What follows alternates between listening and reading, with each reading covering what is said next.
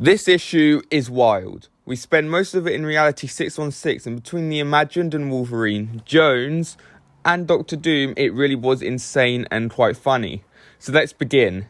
So the issue starts out on the Reality Zero Ice Moon with Paradigm awake.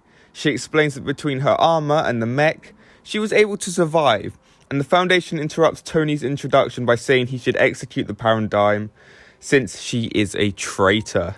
She explains that she had to pilot the mech to defeat the monster, or the Imagined Order would have created a doomsday device to wipe the island and start over, which is exactly what the Seven are fighting against. The Paradigm also states her world's relationship to technology made her uniquely qualified to pilot the mech. She is obviously not from around here, like many members of the Seven, and it would be cool to see her world of technology.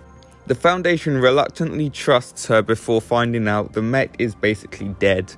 Iron Man tells her about the mission going on in his reality, and then we cut to that reality.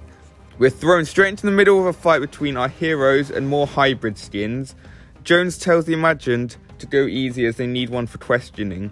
Spidey says not to worry since he doesn't kill, which is a nice bit of character continuity.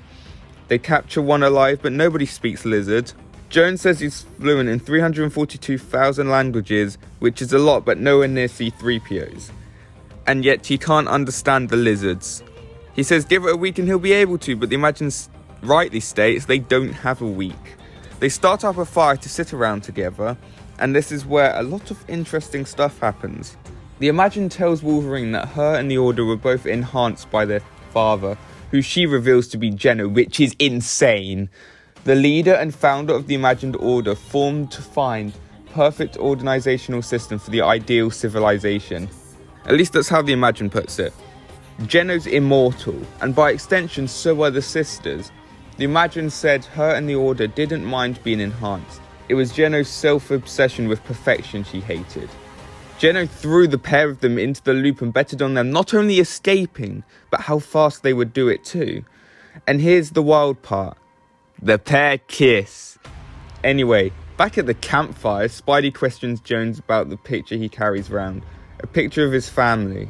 He says when you join IO, you get immortality, and they provided protection for his family. They all died at normal ages while Jones lived on. But he says IO is now threatening everyone's families, and he had to leave and essentially join the Seven. Back with the lovers, the Imagined says the Order wants to help people, whereas she just wants to punch Jenna in his perfect face, which is completely understandable. And they kiss again. The next day, the group continue their expedition and come across a fortress belonging to the High Evolutionary, who has the 0 Point fragment, who is trying to achieve genetic perfection with it, and of course creates some issues with the Imagined because she doesn't exactly have a great track record with people who are obsessed with perfection. And the group get into a firefight.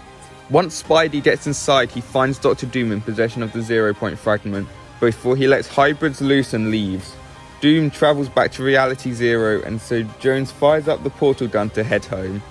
The High Evolutionary says he must prepare for the end of all realities, referring to what Doom is probably capable of doing with the shard. That issue was wild, man. That was one wild ride of emotions, and Epic coming up with weirder ships than us. Can't wait for issue 4 in a couple weeks. It's coming sooner than expected, so peace out.